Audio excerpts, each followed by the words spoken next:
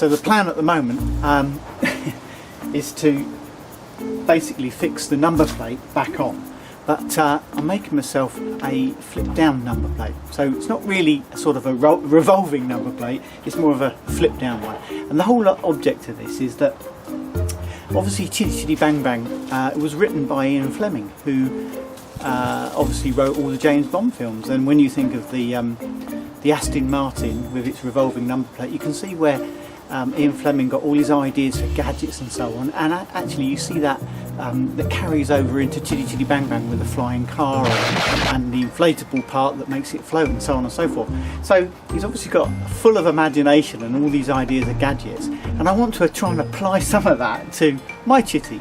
And so where I've got this front wing, and I always had a little bit of space underneath here, and I thought I could do something with it. So I've made a hinge on here, and I've put a couple of magnets to hold it down, but I've got a lovely space in there now. So I'm going to put maybe some tools or something like that, because it's all going to help when we go away on our trip. And I've got some storage where I can put things a little bit lower down centre of gravity, but you know, just gain a little bit more space, and I'll free a bit of space up in the car.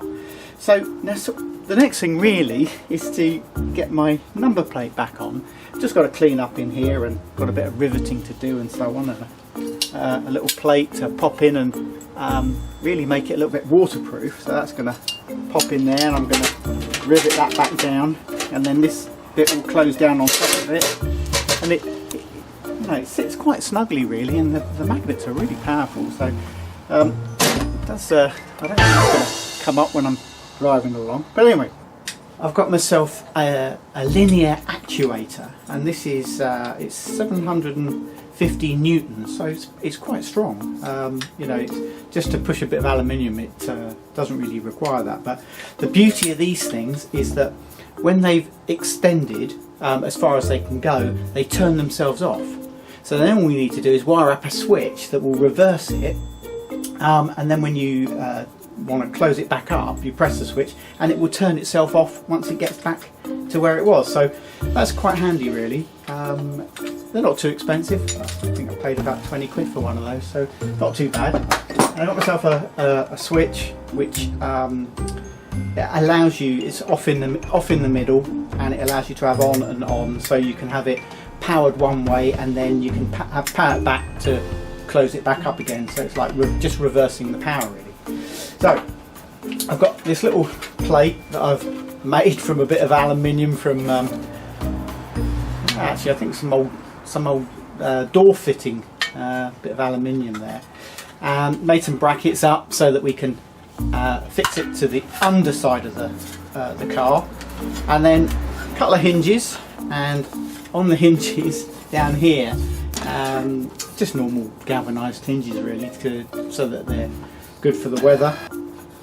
So I put a little bit of aluminium on there, which works quite nicely really. And then I hope to fix Chitty's number plate over the top of this, so you know it will sit and fix itself like that.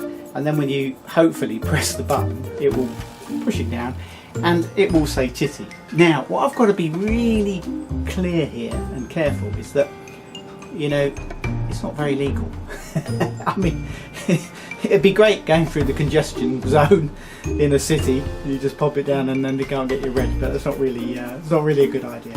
But no, so I have to make it so that I can isolate it, take the fuse out. You can secure it up so it will not work when you're on the road. So all you will ever see is the genuine registration of the car. And then when you get to a show, it's a bit like people can buy cover plates for a show. You know, they have all sorts of plates made up, and they go over the front and you might say TVR, it's on a TVR, you know, that kind of thing. So obviously I would like to have Chitty. The original registration for Chitty Chitty Bang Bang in the film and on the original road going car was Gen 11, which was Gen and then the 11, and it was meant to spell the word genie. And in the book, the original book, it was a magical car, so they called it, the registration was Genie, so the nearest they could find with the DVLA was Gen 11, which sort of spells genie. So I guess I could have, as a cover plate, I could have Gen 11 put on here, so it would say genie, or I could have Chitty, as it does at the moment, or in fact I might have a couple, you know, just interchange them, so you could have. Right, I've now got to make a bracket on here so that I can fix the actuator, linear actuator. It's a bit of a funny word, actuator. I think I've got that right.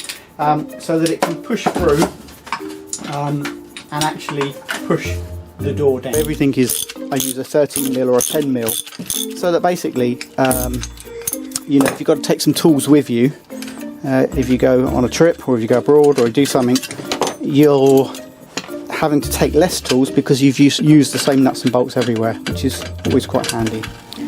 So that's the 4 holes drilled into it, so I can secure this to the back of the number plate housing, and then I'm just going to tidy it up a little bit, just use a bigger drill bit, and you can just actually take the rough bit off by giving it a quick spin like that, just by hand. You've got to be careful with your. We'll fix onto the back of the number plate bracket housing, and then the linear motor will fix to the side as a support, and then the actual piston, which is this little part here, will work its way to the front.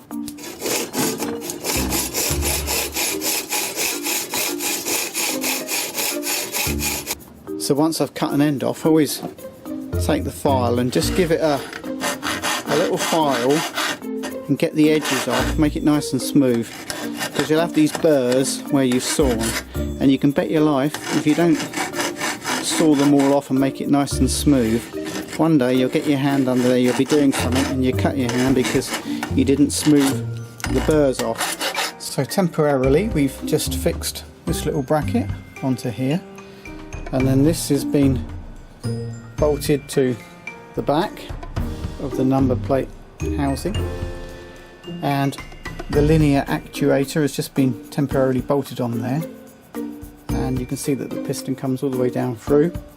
And now I need to make something that's going to secure between that little piston and this flap, and we've got a little bracket here that needs to sort of sit. Now when we went to Australia, we had this little plate made. I designed it on the computer, which was quite handy, and then took it off to a printer to get it printed. So we just sort of put on there that it was Isle of Wight to Australia, and we did it for free charities at the time. We did it for the World Wildlife Fund for Nature, so it's like a global one. We had a local one, which was the local hospice, Mountbatten Hospice, and then we had multiple sclerosis, because we've got a friend in the family who's got multiple sclerosis, so we wanted to sort of support that. And it gave us a little bit of a purpose, really, I guess, you know, to raise money and do that with the trip.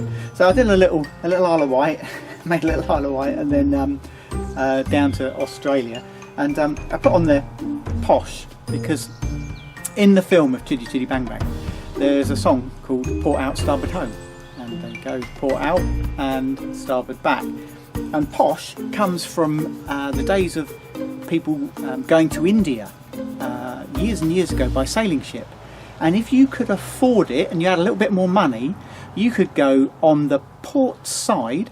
So if you were going towards India from England, from Britain, out of Southampton, something like that, and if you sailed towards India, you would always have the sun on the right hand side, because it's in the southern hemisphere. We would be sailing towards the east, therefore the sun's always on that side. So if you wanted a comfortable, cool trip when you were going across the Bay of Bengal or wherever you were going, or across the Indian Ocean, you would be on the port side, away from the sun. So that would be going port out, and then when you came back, obviously the ship would turn round, so you would have to swap sides, so you'd still be away from the sun, so you'd be on the starboard side. So you would go port out, starboard home, and you have to pay more money to go port out, starboard house, port out, starboard home, and that was always called going posh. And that's why we have the term nowadays that if you've got a lot of bit of money on your side, you're posh. So that's where it came from. But anyway, we put posh on there because it's port out, starboard home, and do you know, before we left on our trip, my wife went down to the ferry from the Isle of Wight and arranged us to put Chitty on the port side of the ferry. And when we came home on the starboard side. So we certainly went posh. Anyway, this is going to sit back up here in the back there. It does sit in the back, sort of under there somewhere, like that. But I actually need to make another one, because I've got one here from when I went to Wales, did a little Wales trip. We've got one there when we went to Monte Carlo. Chitty goes to Monte Carlo. And then if we go away again to Europe, we might go to Italy or something like that. We might do a little Italian little thing, because it's always traditional on like classic car rallies and things like that. They always have a little car, so it's nice to mark it, I think. So I'm going to offer this up and just see if it will fit in the right place. I might have to make a bracket to support the extra weight of this, but we'll see how it goes. So I've got some bolts ready.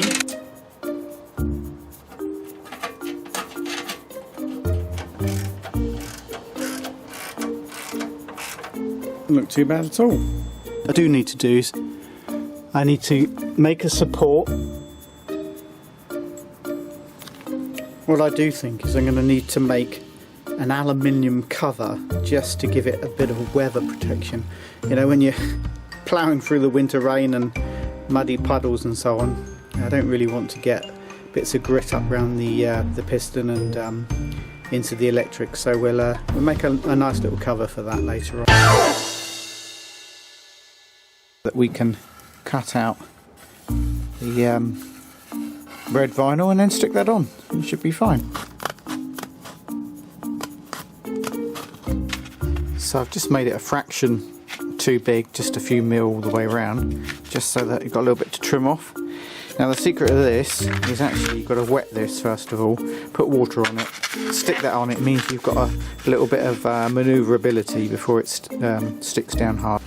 So I've got a little bit of water on there now, and that means that when you peel this back off and you stick it on, it's not going to stick straight down, and you can just position it a little bit if you don't get it right first time, and then you just use a cloth to push the water out very carefully, and you should get a nice fixing. So here goes.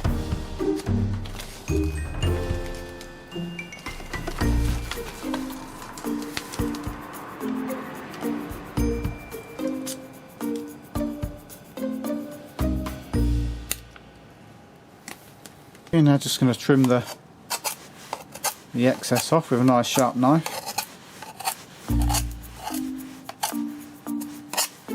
Just see what that is. That's going to fit up there, just like that. So I've made a little bracket on it to put enough bolt on it, and then it's going to slide in there, and I'm going to bolt it up, and I think that should look quite nice.